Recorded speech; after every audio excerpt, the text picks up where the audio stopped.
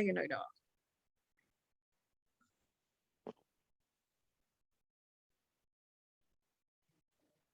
¿Ya todos aceptan? Listo. Bueno, entonces, lo que les quería contar es lo siguiente. Yo estoy pendiente con esas dos sesiones, que una es sobre lo que es el porcentaje entre las fuentes, entre la triple fuente y la doble fuente, y después la de los milagros. Y he estado pendiente porque, o sea, entre que me enfermé, después me volví a enfermar, y después ya me sentía bien, pero estaba con una tos que no podía hacer absolutamente nada, entonces no era juego. Entonces, bueno, mi plan es hacerlo ahora antes de irme. Pero además, lo que sí estuve como dándole vuelta de nuevo, es que lo que voy a hacer es que voy a dejar estas clases grabadas, ¿tá? Entonces, estas clases las voy a ir subiendo a YouTube y de ahí ustedes las pueden ir sacando, ¿sí? Además lo voy a subir al Drive y todo lo demás. Entonces, nos volvemos a ordenar con esto. Mi computador ya se reparó, bueno, no solo, pero ya está reparado, entonces todo ha vuelto a la normalidad. Yo me siento muy feliz. No se imaginan la felicidad que esto me produce, es inmensa. Así que, como que vuelvo a tener lo mío, así que está re bueno.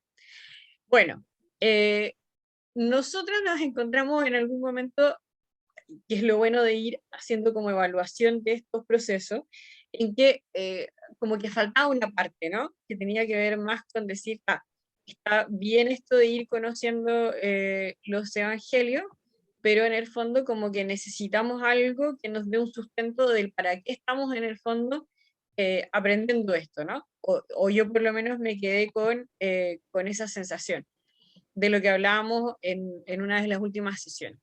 Fruto de eso vino esta idea de trabajar esta sesión de los milagros y en el fondo entender por qué los milagros son importantes y cómo ir rezándolos, ¿no? O sea, como tener un argumento de fe. Y hoy día vamos a ver otra cosa, que son los relatos cortos de Jesús, pero son los relatos controversiales de Jesús, ¿sí? Son los relatos que producen controversia. Y vamos a ir mirándolos un poco como para poder ir aclarándonos por qué es importante estos textos. O sea, básicamente, cuál es el rol que cumplen dentro eh, dentro de lo que nosotros conocemos como los textos del Evangelio. ¿Sí? ¿Se entiende o no? Está buenísimo.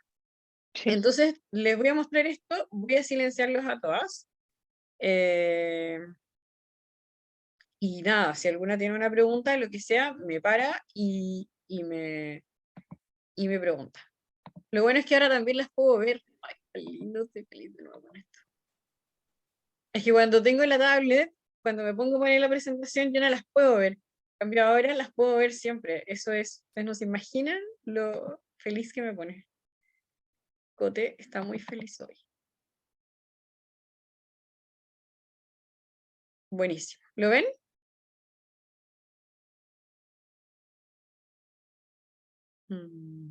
Ahí sí. ¿Ven la presentación? Está. Buenísimo. Sí. Y ahora vamos a ver si...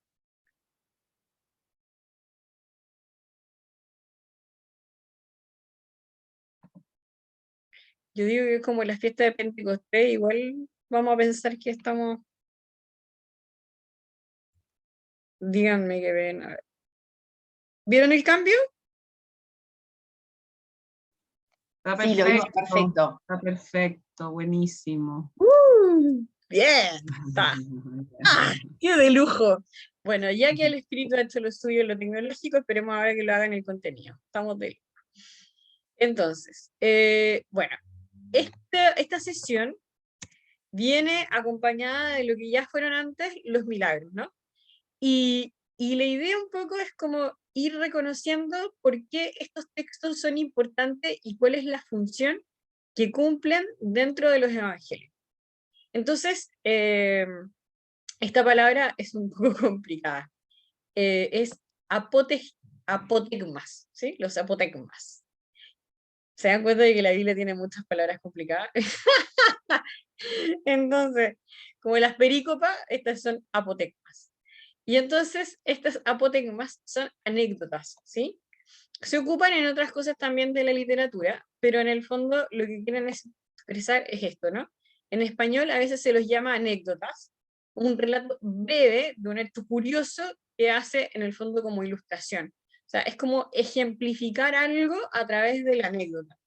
Y en esto del, y en esto del ejemplificar va a ser como re importante como comprender esta lectura como diciendo, ok, si aparece acá en el Evangelio, la pregunta es, ¿qué es lo que me quiere decir? ¿Sí? O sea, esto va a ser como esencial, porque como son relatos cortitos, la idea es decir, ¿por qué está presente acá? ¿Y qué es lo que quiere expresar? ¿Se entiende la idea? Es casi como, ustedes tienen, miren, piénsenlo así, en el antiguo, en el tiempo de Jesús, ¿no? No habían como estos, como métodos para poder llamar la atención con ciertas cosas. Entonces, todas estas cosas, en el fondo, todos estos signos, todos estos recursos literarios, básicamente es como si escribiéramos con negrita, con signos de exclamación, o sea, es como para llamar la atención del que era lector, ¿sí? O sea, nosotros somos lectores de este tiempo, pero hay en el fondo una lectura como primitiva. Entonces, estamos hablando de que en el Antiguo Testamento, bueno, el Nuevo Testamento, es una breve anécdota y que en el fondo lo que quiere es ser como poner las características importantes, memorables de lo que era un personaje. En este caso, en el fondo, va a ser Jesús, ¿no? Eh, y vamos a ver si esto avanza. ¿Avanza? Ahí sí. Y entonces, estas pequeñas historias son con estas típicas frases de Jesús donde Jesús deja la embarrada. ¿Se han dado cuenta de eso, no? Son como los textos polémicos. ¿Ustedes han escuchado textos polémicos de Jesús?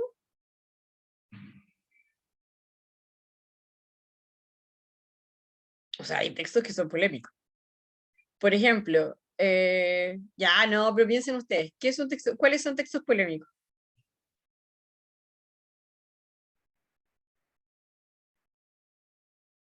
Vamos, que se arme la polémica.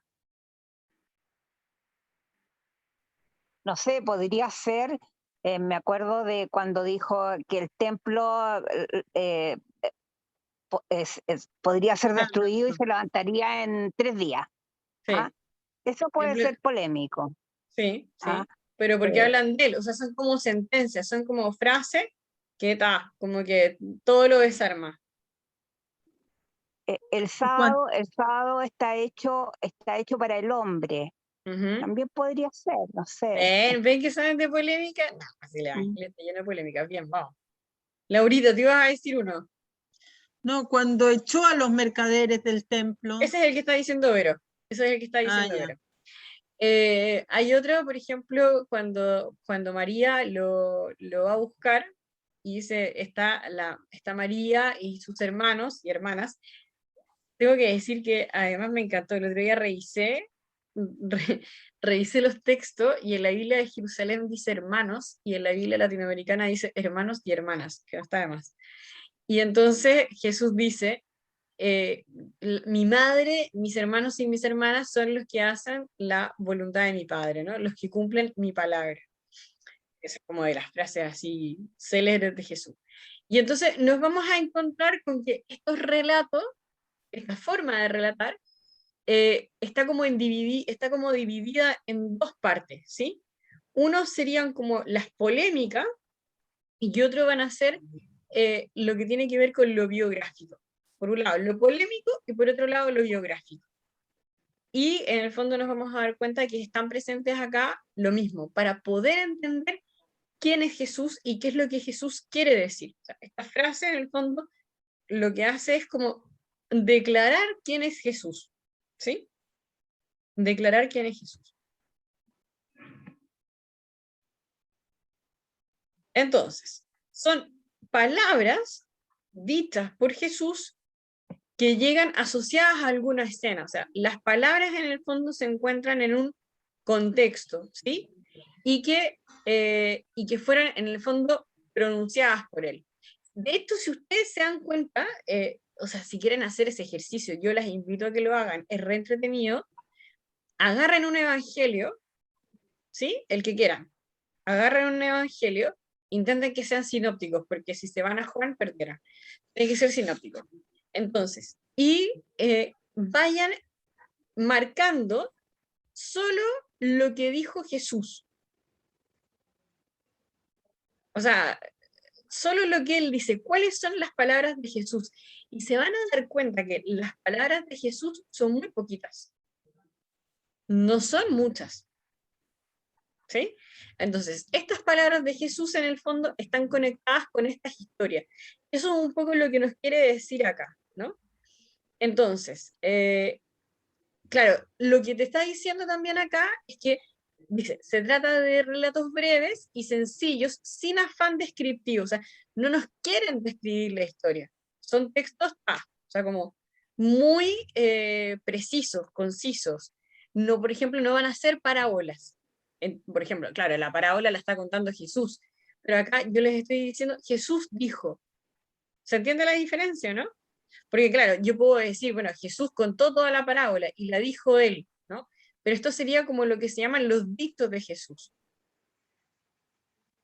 Y entonces, lo que todo se ordena en hacer comprensible este dicho. O sea, es como que para que el dicto se entienda, en el fondo se coloca una historia.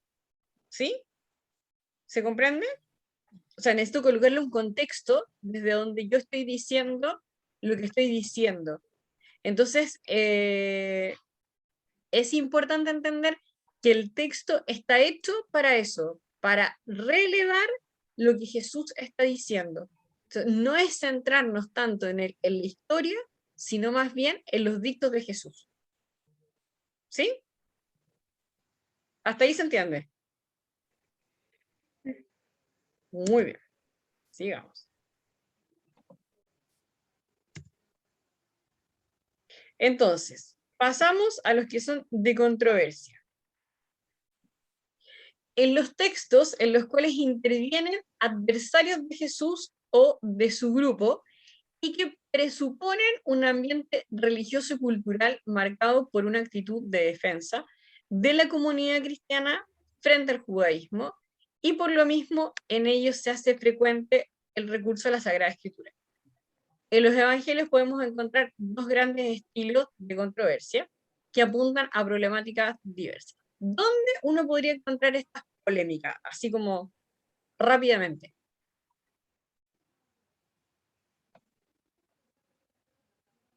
De las que ya hemos visto.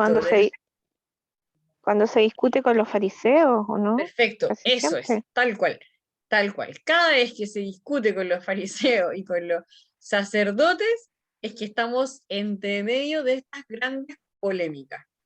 Y entonces acá, más que entender todo el contexto de lo que está pasando, lo que nos está diciendo es que pongamos ojo a las frases que Jesús está diciendo y qué es lo que se desprenden de estas frases que Jesús está diciendo. Entonces, tenemos las primeras, son las que están en Marcos, al principio de Marcos. Hasta del capítulo 2 al capítulo 3. ¿No? Y se trata de episodios de conflicto. Ustedes saben que la primera parte de Marcos es como el inicio del programa de Jesús. Se llama el esquema programático de Jesús. O sea, en el primer capítulo Jesús hace todo. Entonces, esta parte empieza acá. Entonces vamos a verlo. Marcos 2, del 1 al 12.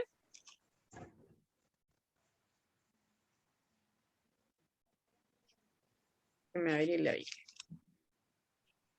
Bueno, este es el que ya habíamos visto la otra vez, ¿no? Que es este paralítico que es bajado por los compañeros desde el techo, ¿no? ¿Dónde se produce el conflicto acá? ¿Quién se acuerda?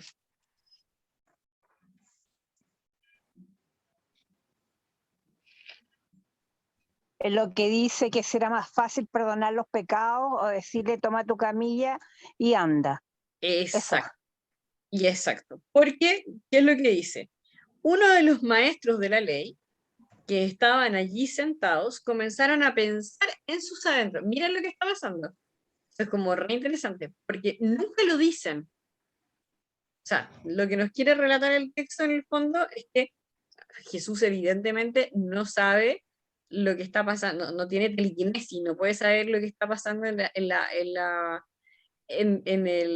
el fondo, en la cabeza del otro. Eso es como para resaltar también lo que Jesús va a decir. ¿Cómo se atreve a decir eso? Blasfema, ¿quién puede perdonar pecados sino solo Dios? Jesús se dio cuenta inmediatamente de lo que estaban pensando y les dijo, ¿por qué están pensando eso en su interior? ¿Qué es más fácil? ¿Decir al paralítico tus pecados te son perdonados o decirle levántate, toma tu camilla y camina? Pues ahora sabrán que el Hijo del Hombre tiene poder en la tierra para perdonar los pecados. Aquí está la controversia. ¿Se dan cuenta? O sea, tenemos este grupo de, en el fondo, de maestros de la ley que son, que están pensando en su interior esto, que Jesús en el fondo se da cuenta de lo que están pensando y le responde esto. ¿Va? Lo importante acá es decir, Jesús, y acá vuelvo un poco a ir hacia lo que estábamos hablando en esto en términos de espiritualidad, ¿no? Acá lo importante es que Jesús lo que quiere relevar es la importancia de la fe, ¿no? Lo veíamos cuando estábamos hablando del tema de los milagros. Si se dan cuenta, acá lo importante no está en el milagro que Jesús hace, de sanar o no sanar al paralítico. Acá lo importante es la fe y el proceso de conversión que se da a través de la fe. Lo importante es el perdón de los pecados. ¿Se dan cuenta, no? Entonces, nos salimos de todo, como de todo el trajín de que vienen los amigos, lo bajan en el fondo por el techo, y ya nos centramos como en esta palabra dicha por Jesús. Y entonces te cambia un poco la mirada, porque ya no nos centramos tanto en el hecho milagroso, ¿no? Así como de, como de película, ¿ven? Así como que lo tocó y salió luz y como que, ¡guau!, música angelical y se paró, sino que nos centramos en estas palabras de Jesús, ¿no? Tus pecados te son perdonados. Levántate, toma tu camilla y en el fondo y camina. O sea, lo importante es el perdón. Y de hecho, miren, vuelve como a nombrar esto, ¿no? O sea, pues ahora sabrán que el Hijo del Hombre tiene poder en la tierra para perdonar los pecados. Lo que está centrado es el tema del perdón. Y esto es re importante porque a veces, como vimos antes en los textos de los milagros, como que al final uno se queda más con esto de que volvió a caminar que con la importancia del proceso de la fe y de la conversión. Y de hecho, lo que este texto quiere marcar es esto, es lo segundo, ¿sí? Entonces, la pregunta es también, ¿no? Cuando yo he vivido estos procesos de encuentro con Jesús, ¿no? ¿Qué es lo que Jesús ha permitido convertir en mí, ¿no? ¿Cuál es el proceso de fe que yo he vivido con Jesús? Como que por ahí es importante, ¿no? O sea, no cuál es el milagro que Jesús ha hecho lo imposible, ¿no? Me ha sanado de, no sé, de la enfermedad que tenía, sino más bien cuál es el proceso de fe que Jesús ha realizado a través de este encuentro conmigo, en este camino de, en el fondo, de ser perdonada. Bueno, por ahí. En Marcos 2, 15, 17, es la comida con los pecadores. Dice, después, mientras Jesús estaba sentado a la mesa en casa de Leví, muchos recaudadores de impuestos y pecadores se sentaron con él y sus discípulos, que eran ya muchos, los que lo seguían. Los maestros de la ley, de nuevo, del partido de los fariseos, al ver que Jesús comía con pecadores y recaudadores de impuestos, decían a sus discípulos: ¿por qué come con los que recaudan impuestos para Roma y con pecadores? Ojo acá, súper conciso, preciso. Jesús oyó esto y les dijo: no necesitan médico los sanos, sino los enfermos. Yo no he venido a llamar a los justos, sino a los pecadores. Seguimos con la idea del pecado, ¿no? Con el perdón de los pecados. Yo he venido a estar con los que pecan, no he venido a estar con los que están sanos. Yo he venido a sanar, ¿no? Y entonces, pero para que esto pueda quedar claro, en el fondo necesito marcar la diferencia. ¿Se dan cuenta, no? Como que en el fondo es un recurso literario para que lo esencial quede dicho. O sea, la controversia lo que hace es afirmar lo que Jesús en el fondo quiere decir. Entonces, está re importante, ¿por qué? Porque nosotros cuando nos vamos encontrando con controversias en el Evangelio, tenemos que fijarnos qué es lo que la controversia en el fondo nos quiere decir, qué es lo que quiere en el fondo resaltar. ¿Está? Bien, pasemos al otro. Acá son puras controversias, vamos tirando todas las controversias del mundo. Capítulo 2, seguimos, del 18 al 23. Dice así: un día en que los discípulos de Juan y los fariseos ayunaban, fueron a decir a Jesús: ¿por qué los discípulos de Juan y los discípulos de los fariseos ayunan, en cambio los tuyos no? De nuevo hay una controversia con los fariseos.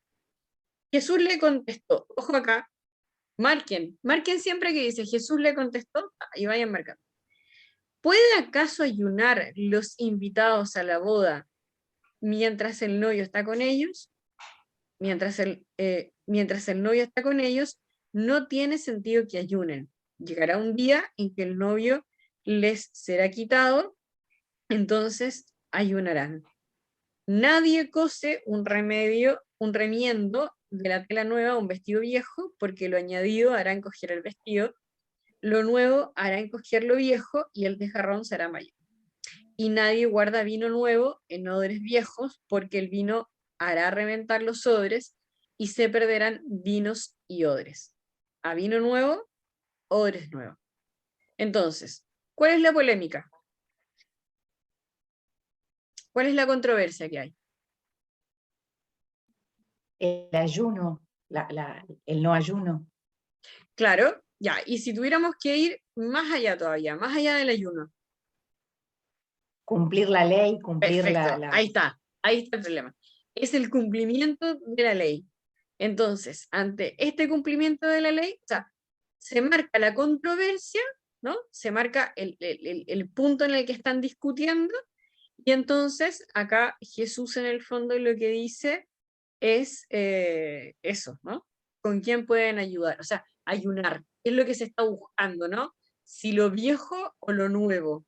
O sea, eso es lo que le está diciendo, ¿no? O sea, cómo vivir en el fondo este tiempo nuevo que se avecina, ¿no? O sea, si yo en el fondo me quedo con lo viejo, no sirve. Tengo que poder comprender cuál es el contexto en el que se está dando también esa, como en el fondo, revelación. Del 2.23 al 28, ya entendieron la idea, ¿no? Después ustedes pueden revisar los que son cada uno. ¿Se entiende hasta aquí o no? Porque, o sea, lo que hay que tener importante es que aparece esta controversia, y entonces hay que ver qué es lo que dicen los maestros de la ley, qué es en el fondo la respuesta que da Jesús. Nos tenemos que quedar con la respuesta que da Jesús, ¿no? O sea, los fariseos marcan el problema y Jesús en el fondo da la respuesta. Y da la respuesta para que en el fondo nosotros sepamos también cuál es el camino que hay que seguir. En el fondo lo que se está marcando es un camino, ¿no? Es una ruta.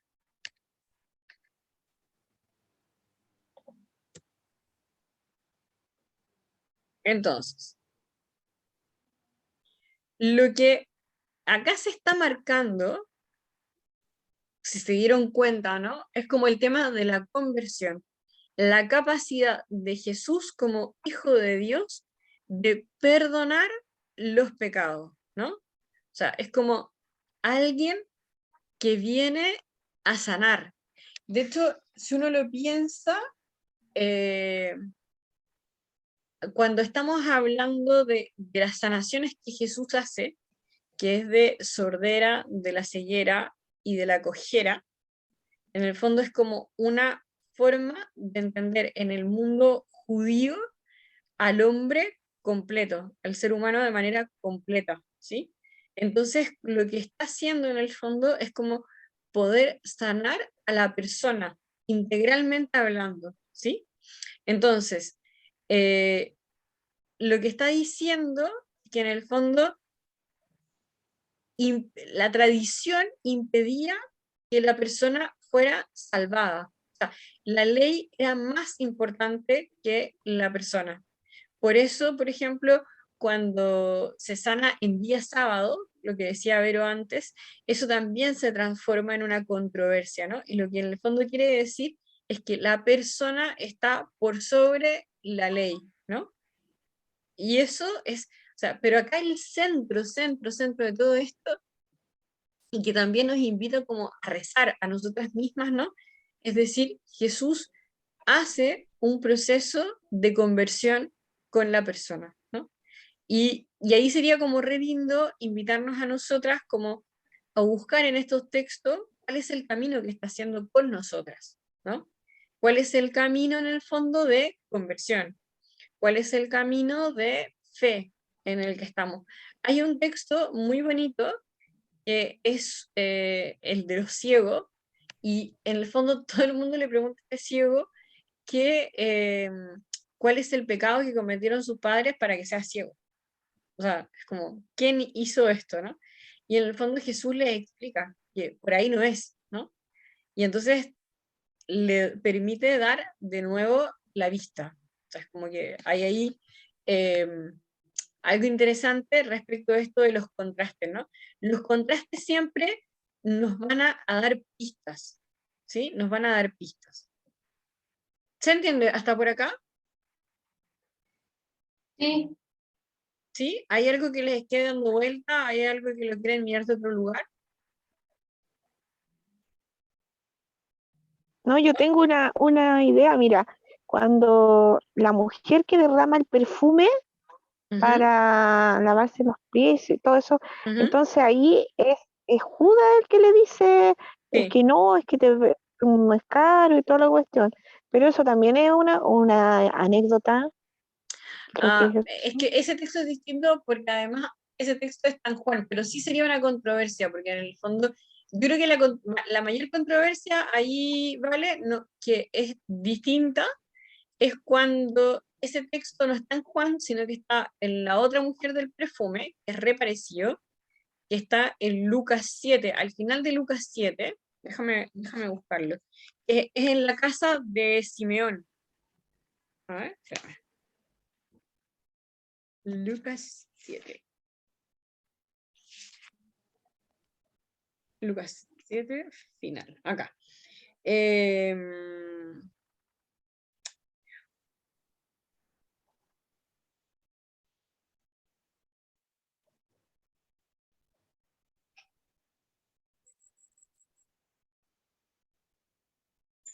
Acá. Bueno, ya, voy a leer hasta el 40, voy a leer del 36 al 40, es para si lo quieren entender. Lucas 7, del 36 al 40. Dice, un fariseo invitó a Jesús a comer. Entró pues Jesús en casa del fariseo, y se sentó a la mesa. En esto, una mujer pecadora pública, al saber que Jesús estaba comiendo en casa del fariseo, se presentó con un frasco de alabastro lleno de perfume. Se colocó a los pies de Jesús y llorando comenzó a humedecer con sus lágrimas los pies y a enjuagárselos con los cabellos de la cabeza, mientras se los cubría de besos y se los ungía con el perfume. Al ver esto, el fariseo que lo había invitado pensó, si este fuera profeta, de nuevo tenemos esto del pensamiento, ¿se acuerdan? En Marcos 2 también está, Jesús sabe lo que el otro está pensando. Al ver esto, el fariseo que lo había invitado pensó, si este fuera profeta, sabría qué clase de mujer es la que lo está tocando, pues en realidad es una pecadora. Entonces Jesús tomó la palabra y le dijo, Simón, tengo algo que decirte, y ahí viene con esta historia, ¿no? De los dos personas que son perdonadas. ¿Ves a esta mujer? Cuando entré en tu casa no me diste agua para lavarme los pies, pero ella humedeció mis pies con sus lágrimas. Los ha enjuagado con sus cabellos, taca, taca, taca, taca. Te aseguro que si ella da tales muestras de amor, es que le han sido perdonados sus muchos pecados. En cambio, al que se le perdona poco, mostrará poco amor. Entonces dijo la mujer, tus pecados quedan perdonados. O sea, ¿ven? O sea, todo está centrado en esto, o sea, en el signo de la conversión, en el signo de la fe, ¿no? ¿Me escuchan? No.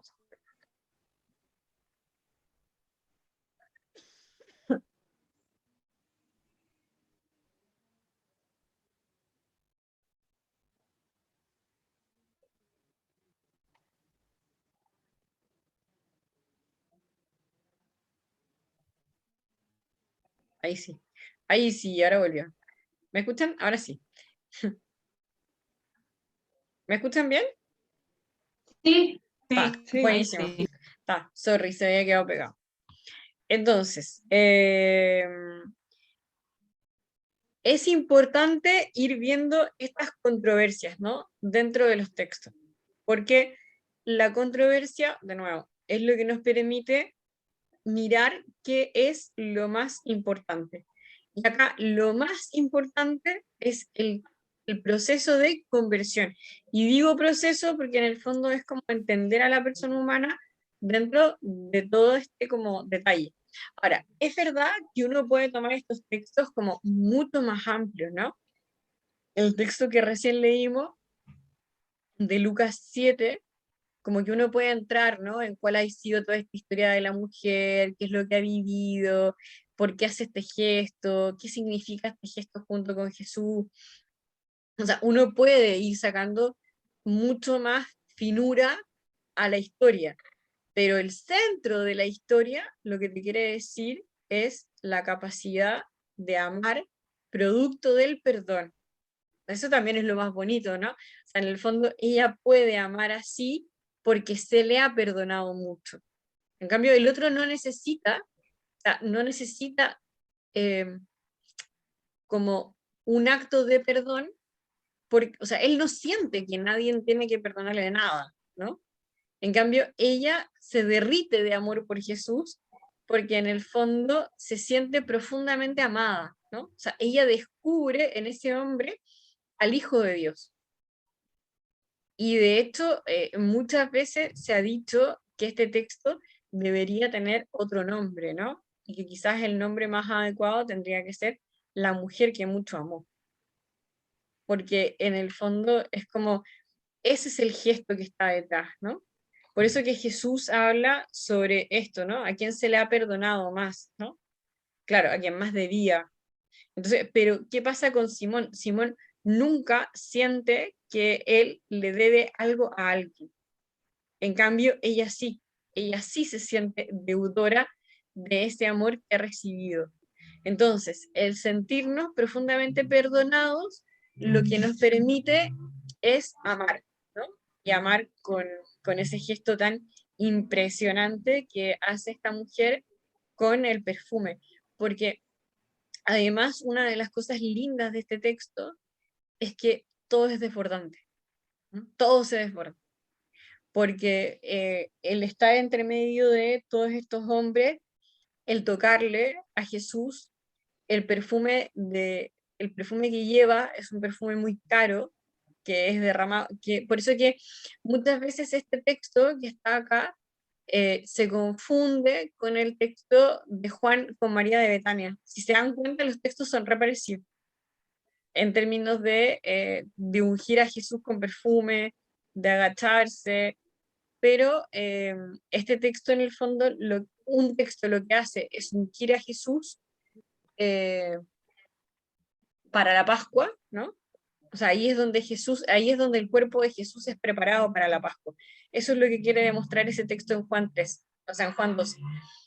Espérenme un segundo. Juan, siempre me quedo con la duda si Juan 12 o 11.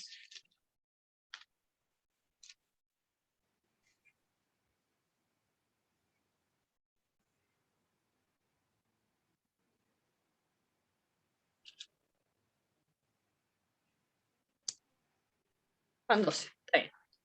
Juan 12. Entonces, pero son textos distintos. Ahora, es verdad que, claro, hay como que ahí está este dilema con Judas, pero yo diría, vale, que queda más claro esta controversia en Lucas 7 que en Juan 13. En el fondo, en Juan 13, lo que quiere dejar en claro es que, claro, Judas lo que quiere marcar es como el tema del egoísmo, ¿no? El tema como que también se quiere marcar quién es Judas dentro de la historia. O sea, como que Judas toma un protagonismo en esos últimos capítulos re importante para entender después la traición. De hecho, ya antes, en Juan 6, que es el discurso del pan de vida, la multiplicación de los panes y el discurso del pan de vida, ya también va a aparecer como esta primera parte de lo que va a ser la traición de Judas, ¿sí? Pero en esto que estamos hablando hoy día tiene más fuerza Lucas 7 que el otro, ¿no? Me parece en todo caso que gracias, Vale, porque nos trajiste a la memoria de Lucas 7, que ese texto para rezarlo es maravilloso, esta sensación de encuentro entre esta mujer y este hombre Jesús, qué es lo que Jesús también valida, valora, ¿no? Que al final nos recoge con toda nuestra historia, nos permite en el fondo reconocernos con quién somos, ¿no? Y no solamente eso, sino que es muy bonito, pero no sé si logran terminar de visualizarlo, pero Jesús lo que hace es enaltecer a la mujer. Porque en el fondo, no, en el fondo lo que la reconoce como alguien que, que ama y ama muchísimo, ¿no? Ama muchísimo, por quién es, por lo que ha vivido. Y porque en el fondo ha querido ser perdonada, ¿no? Es como re lindo eso.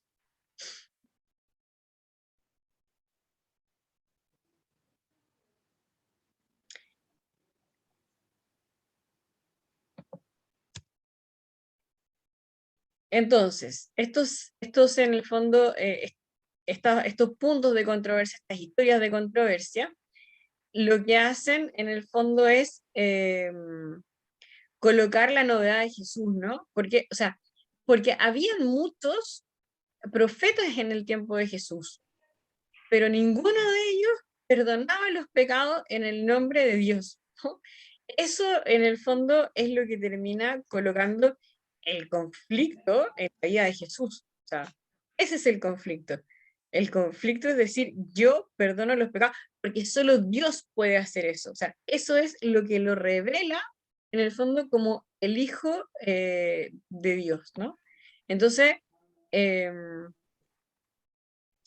esto que está ocurriendo, en el fondo, es lo que hace que todo el contexto en el que ellos están vaya sumando una y otra vez como que en el fondo que Jesús casi como que se gane, o sea, no es que se gane la crucifixión, ¿no? Pero en el fondo cada uno de estos gestos, cada vez que él hace esto, cada vez que hace estos signos, en el fondo es lo que lo va llevando a vivir la cruz, ¿no? Es como lo que lo lleva, ¿no? A terminar esta historia así. Bueno, vamos con las anécdotas o estos relatos de la biografía de Jesús. Bueno, esto es lo que les estaba diciendo antes. El ambiente urbano de Jerusalén, culturalmente más vivaz. Yo no sé si en la cámara va a quedar el baile que les estoy haciendo acá. Si ustedes se miran, estoy moviendo de un lado para otro las pantallitas donde ustedes están. Pero bueno, vamos a enterarnos después si esto sale. Entonces, el ambiente urbano de Jerusalén, culturalmente más vivaz, ¿no? Es golpeado por la novedad de la enseñanza de Jesús y por su indiscutida... ¿Me escuchan bien? Sí, Está. Y por su indiscutida autoridad moral frente a los diversos grupos. Entonces, la suma de ambos conflictos es lo que hace, es lo que explica de por qué Jesús fue conducido a la cruz. O sea, en el fondo, las palabras y los signos de perdonar los pecados es lo que en el fondo hace que Jesús termine condenado a la cruz, ¿no? O sea, es verdad que acá empieza con una discusión política, social, religiosa, pero realmente lo que más va a enojar a los judíos, a los fariseos, a los sacerdotes, va a ser el que él diga que es el Hijo de Dios, ¿no? Y que tiene el poder de perdonar los pecados, ¿no? Que en el fondo son los signos de sanación. O sea, sanar significa eso, ¿no? Perdonar, sanar, liberar. Bueno, pasamos a estas lecciones biográficas. Entonces, dice, en una relación con personas o grupos más variados, se trata de textos en los cuales con frecuencia no hay una pregunta dirigida a Jesús, como lo vimos antes, ¿no? Sino que él interviene primero, o sea, él es quien toma la palabra. Son textos que poseen un particular interés por la persona de Jesús y por su relación con los grupos más característicos del momento, ¿no? Como que lo ponen en relación con los demás, pero sobre todo es él quien habla de sí mismo.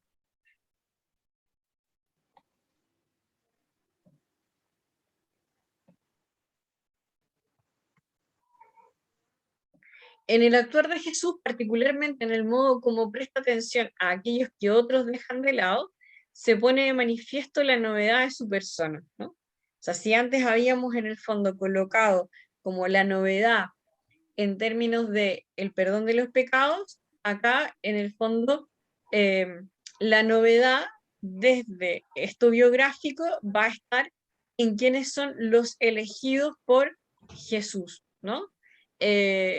Y en el fondo, claro, como que se crea una nueva familia, lo que estábamos hablando antes, ¿no? ¿Quiénes son mi madre y mis hermanos? Los que cumplen la voluntad de mi padre, ¿no? Los que cumplen la palabra. Y por otro lado, también se va a demostrar como un nuevo tipo de las relaciones humanas. Ahora, pero no existe esa pregunta, ¿no? Sino que es Jesús mismo quien declara, quien dice.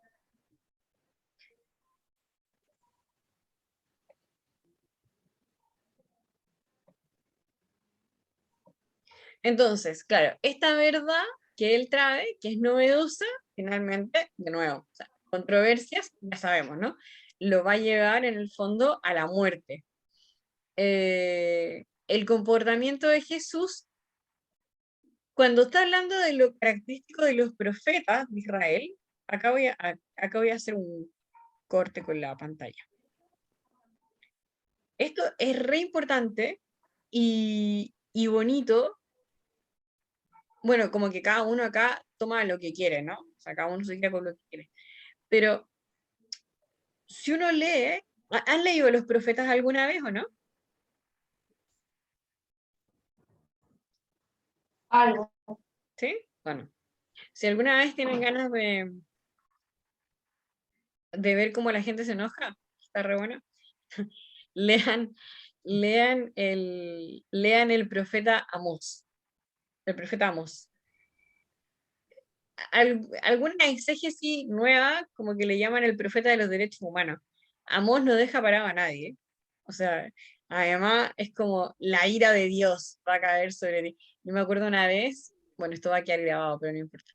Una vez estaba haciendo una prueba de Amós y había visto, había visto Avengers. ¿Vieron Avengers o no? De estas últimas de Thanatos, ¿la vieron o no? De Thanos, no Thanatos. ¿No la vieron? No, Bueno, yo no.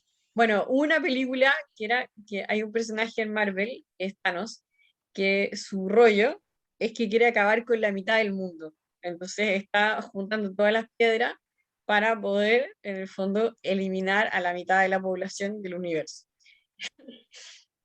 Y yo siempre pensaba en Amós con esta imagen, porque realmente aquí es como acabar con todo el mundo, es como ustedes son lo peor de lo peor, porque en el fondo lo que hacen es aprovecharse de los pobres, los maltratan, bueno, es como que queda ahí, ¿no? O sea, como que queda en evidencia lo peor de lo peor de una sociedad. Por eso que se dice muchas veces que es como el profeta de los derechos humanos. Entonces, está como re interesante. Entonces, ¿qué es lo que está diciendo acá? Que Jesús, en el fondo, es profeta, pero es más que los profetas. O sea, Jesús no es un profeta, es más que los profetas, pero tiene una dimensión profética, que en el fondo es decir y develar que las cosas que están viviendo están mal, ¿no? O sea, lo que se está haciendo es una injusticia. Y sobre eso, muchas de las opciones que va a tomar Jesús lo van a dejar en evidencia, ¿no? Lo van a dejar en evidencia. Las historias que Jesús también cuenta las va a dejar en evidencia. Y ahí yo creo que uno de los textos de lo más, ¿no?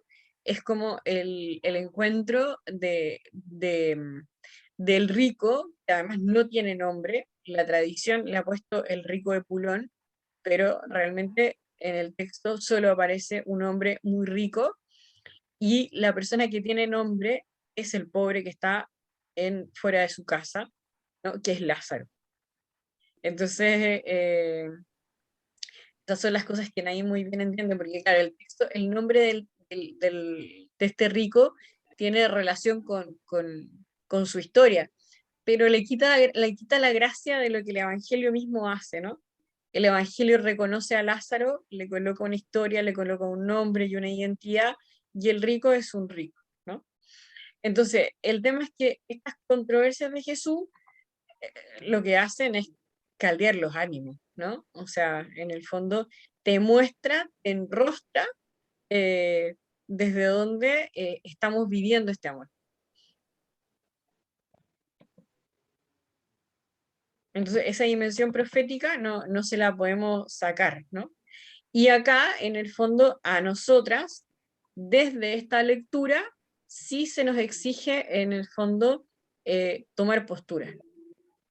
O sea, la postura del Evangelio, la postura de los pobres, ¿no? La postura del amor. Y acá vamos a tener pila de texto, ¿no? Pero vamos a ir revisando algunos. ¿Alguna quiere leer? ¿Alguno? ¿O leo yo? ¿Leo yo? Lo que quieran.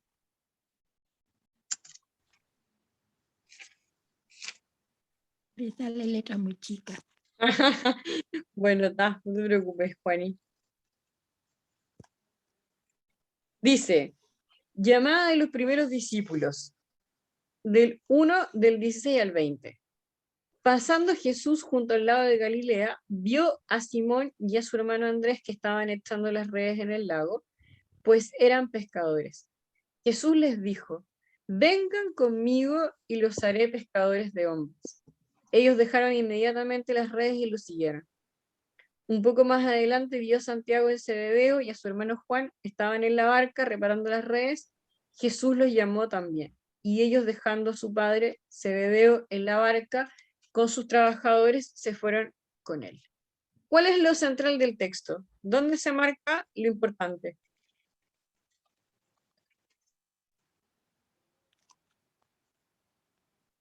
En que dejaron todo y se fueron con él. Ya, pero sí, esa es la consecuencia. Ah, Cuando habla Jesús. ¿Qué es lo que dice Jesús?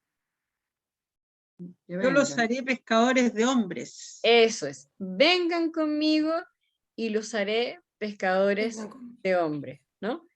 Si se dan cuenta, la frase de Jesús tiene 1, 2, 3, 4, 5, 6, 7, 8 palabras, contando ¿cómo se llama? Las preposiciones que hay entre medio.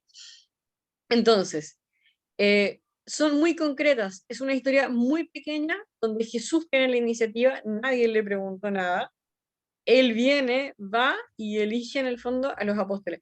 Pero nuevamente, para encontrarnos con lo esencial del texto va a ser cuáles son las frases de Jesús. ¿Tá? Marcos 2, del 13 al 14, dice, Jesús, de nuevo, regresó a la orilla del lago. Toda la gente acudía a él y él les enseñaba. Al pasar, vio a Leví, el hijo de Alfeo, que estaba sentado en su oficina de impuestos y le dijo, sígueme. Él se levantó y lo siguió. ¿Cuál es la palabra? ¿Cuál es el centro de la historia? Siguen. Sígueme. Está, listo, termina. Voy a salirme un poco de acá para mirarlas porque esto me parece siempre precioso. Ayer con los gurises disfruté de guata con lo que les voy a decir a ustedes, porque los dejé a todos así como volando en el mundo cristológico. ¿Quiénes son los primeros en ir a ver a Jesús?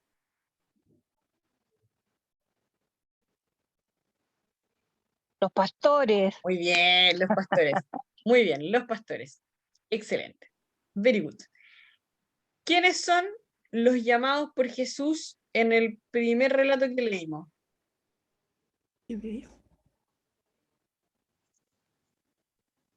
Pescadores. Pescadores. Maravilloso. ¿Quién es el que fuimos a recoger ahora en la última vuelta? ¿A quién subimos al baile? A Leví, Muy bien. ¿Y quién era Leví? Recaudador de El recaudador de impuestos. Recaudador. Entonces, primero, quedémonos con la idea de los pastores y los pescadores. Todo este grupo de hombres, ¿qué religión tienen? Son ¿Qué son? Judíos. Judíos, muy bien, top, son judíos. Los judíos tienen que ir pensé que Yu se cayó. Tienen que ir al templo, ¿sí? A la sinagoga.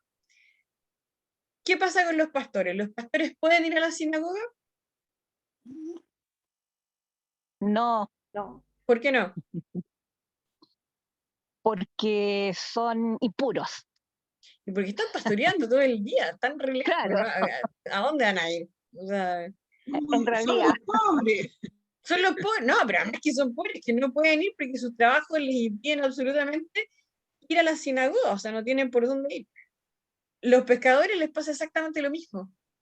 Claro. Entonces, los elegidos por Dios, en este caso, en el fondo, los elegidos por Jesús, pongo los pastores porque son los elegidos en el fondo a nivel global, ¿no? O sea, porque claro, no es que Jesús los elija, ahí hay una elección, en el fondo, divina, ¿no? O sea, hay como lo que te quiere decir en el fondo es que son los pobres, los elegidos por Dios para que el misterio del nacimiento de Jesús sea, en el fondo, revelado. En el caso de la elección de Jesús, que son estos pescadores, pero también después de Leví, que Leví es lo peor de lo peor, porque en el fondo es el cobrador de impuestos, o sea, ni siquiera estos que estaban ahí sea, entendió por qué estaba Jesús invitando a Mateo a seguirle. O sea, es lo peor de lo peor. Entonces, ¿qué es lo que pasa? En el fondo, hay dos cosas que están acá. Primero, la elección de Jesús siempre van por lo marginado, ¿no? Siempre va por lo pequeño, siempre va por lo que hemos tratado de quitar, siempre va por las minorías. Y por otro lado, en el fondo, rompe también nuestro propio esquema de seguimiento. Porque, o sea, para los apóstoles, que en el fondo haya llamado a Mateo, tiene que haber sido del terror. Porque en el fondo, Mateo era el que les perseguía y les cobraba los impuestos. O sea, es la rata traidora del pueblo judío. Porque además trabaja para los romanos.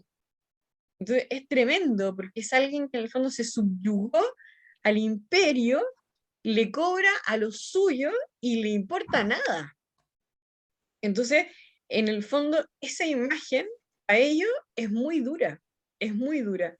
Entonces, tenemos, por ejemplo, quería con esto rescatar también esto de los pobres, ¿no?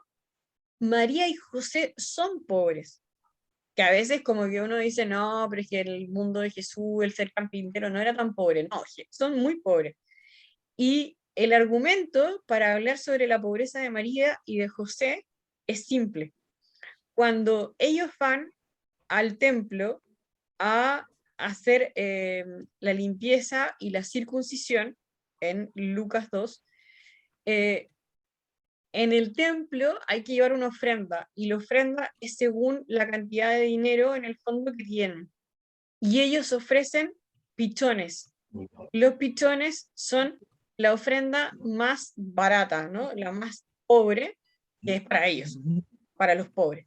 Entonces, ahí con eso queda claro que Jesús viene de una condición, de un estrato humilde, ¿sí? Entonces, en esto también hay como un reconocimiento de que hay una debilidad por Dios, primero, por lo pobre y lo marginado, y segundo, en el fondo, por colocar los ojos donde nadie los colocaría, ¿no? En términos, por ejemplo, de Leví. Porque uno podría haber dicho, bueno, los pobres son justos. O sea, los pobres son gente buena. No son pobres, pero son gente buena, buena, ¿no? Y donde está el reconocimiento de Dios. En Leví, ¿qué es lo bueno? ¿No? O sea, Jesús vio algo en Leví, eso está claro. Y seguramente, en el fondo, tiene que haber pensado en las posibilidades que él tiene. Saqueo también, ¿no? O sea, de hecho, por ejemplo, ahí hay una historia muy clara, Saqueo, en esto que estamos hablando. Porque está la historia, pero lo importante de la historia no es eso, ¿no?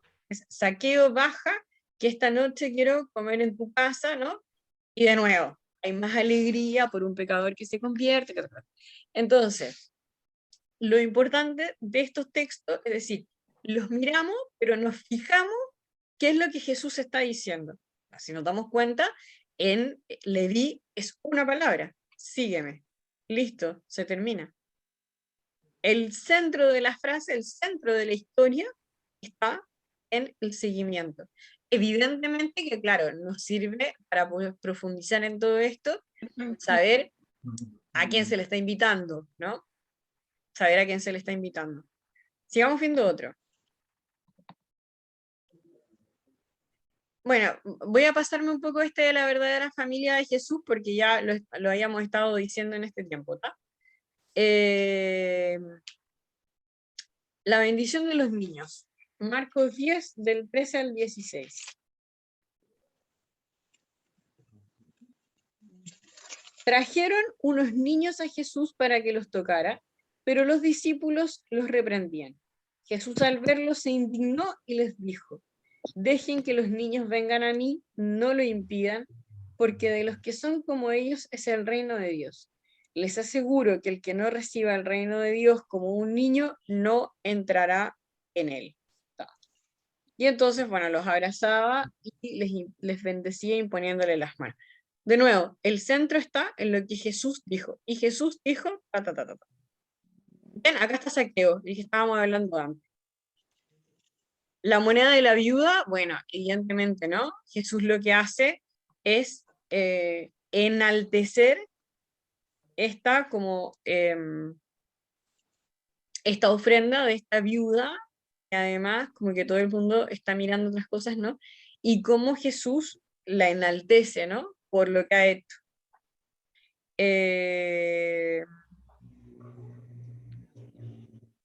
La purificación del templo es lo que ustedes estaban hablando, la profecía de la destrucción del templo, fue lo que dijo Vero al principio.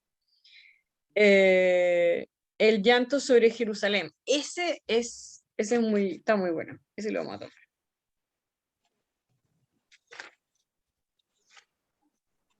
Lucas 19, el 41 al 44.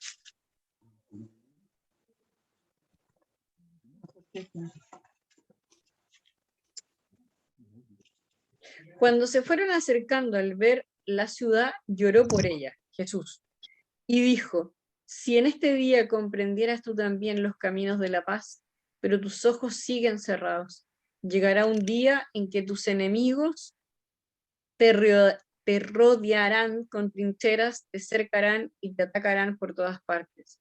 Te aplastará a ti y a tus hijos dentro de tus murallas, no dejarán piedra sobre piedra en tu recinto, por no haber reconocido el momento en que Dios ha venido a salvarte. Grandes palabras de Jesús, pero bueno. O sea, son, de nuevo, Jesús dijo, ¿no? O sea, por eso que yo les invito a hacer este ejercicio. Agarren un evangelio, el de Marco, el de Lucas, y vayan marcando lo que se llaman los dichos de Jesús. ¿Cuáles son los dichos de Jesús?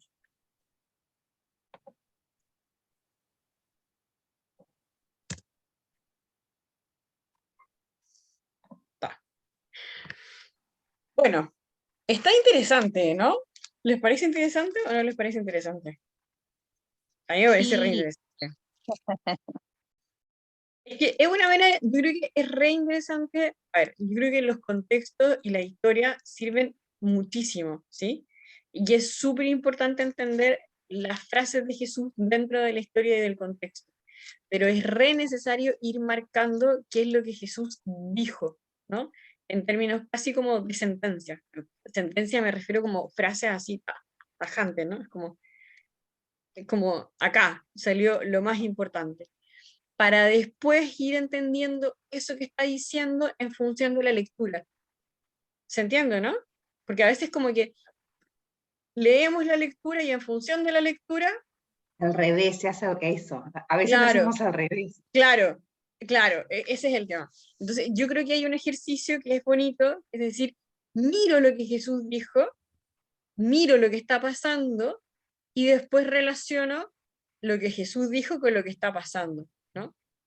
Se puede hacer desde los dos caminos, pero a veces como que en el fondo está interesante leer esto en estos términos porque nos ayuda a entenderlo de otra manera.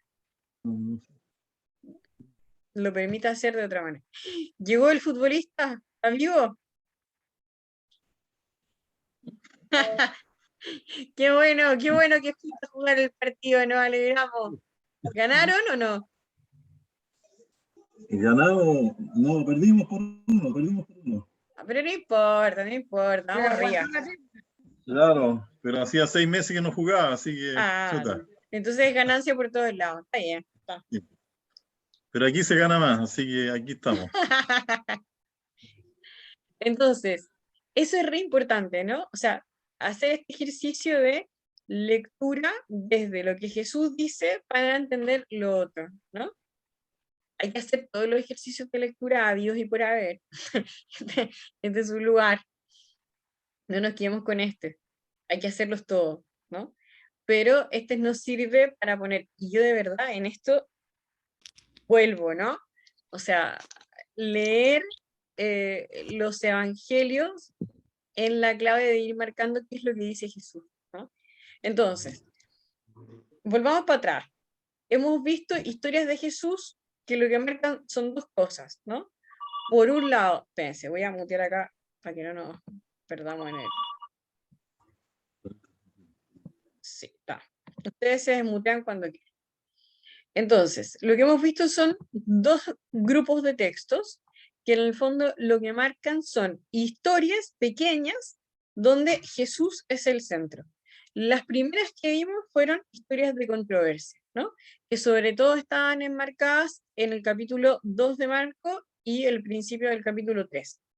Y estas controversias se marcan en función de las peleas, ¿no?, que va a tener con los fariseos o que va a tener con los maestros, bueno, los maestros de la ley son lo mismo, los maestros de la ley. ¿Qué es lo importante acá? Entender cuál es la controversia que se está armando, cuál es la polémica que se está armando en función de lo que están diciendo los fariseos y cuál es la respuesta que les da Jesús, ¿no? Ahí sí que tenemos que mirar las dos partes. ¿Qué es lo que están diciendo los fariseos y qué es lo que responde Jesús? Lo que responde Jesús es declarativo, o sea, nos permite entender quién es y qué es lo que quiere. ¿Qué es y qué es lo que quiere?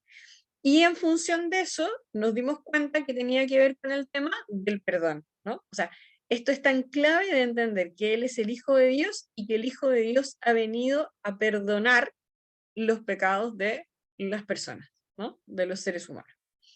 Ese es por un lado. Y después nos encontramos con estas historias de la biografía. La biografía, de nuevo, es declarativa, ¿no? Declarativa en el sentido que dice algo. Jesús declara, Jesús dice, Jesús dijo. Y en ese decir, lo que hace es tomar una opción, ¿no? En el fondo, ¿qué es lo que hace? Busca a los pescadores para que sean sus discípulos, recoge a Leví, que es lo peor de la sociedad, enaltece a la viuda por la ofrenda que ha hecho, acoge a Zaqueo, cuando todo el mundo, en el fondo, lo que dice es que es lo mismo que Leví, ¿no? O sea, personas que le han robado a todo el mundo y que nadie entiende por qué Jesús lo va a elegir, ¿no? Y entonces Jesús lo que está hablando de nuevo con esto es la conversión. Viene a llamar a cualquiera que en el fondo acepte el llamado de la conversión, el llamado del arrepentimiento, el llamado del amor, ¿no? Y esto es como re importante. Entonces, estas elecciones que Jesús hace, lo que nos viene a proponer a nosotros es una nueva forma de relacionarnos con la humanidad, con las personas, con los que están al lado, y una nueva forma de relación de nosotros con Jesús, ¿sí? O sea, hay que entender que el mundo cristiano es siempre en comunión. O sea, hay una relación con Jesús y hay una relación con la comunidad, ¿no? Jesús y la comunidad. Entonces, es como el texto nos habla en relación con Jesús y como el texto nos habla en relación con la comunidad. ¿Sí? ¿Se entiende? Bueno, por ahí. Ustedes después, yo les invito a Gaby, que le encanta que le deje tarea. Gaby, acá hay tarea, sé feliz. Agarren el Evangelio y empiecen a marcar los dichos de Jesús. Y Jesús dijo, y empiezan a marcar. Evidentemente que si Jesús se pone a contar la historia, no, ahí eso no lo marquen. Como dichos de Jesús, ¿no? Por eso que yo digo dichos, las palabras de Jesús. Y las van marcando con colores. Búsquense un color y las van marcando con color. Y se encuentran controversia, bueno, marquen cuál es la controversia con otro color. No se preocupen por rayar la Biblia, no pasa nada. Porque hay gente que... No, es que es verdad, hay gente que sufre con eso.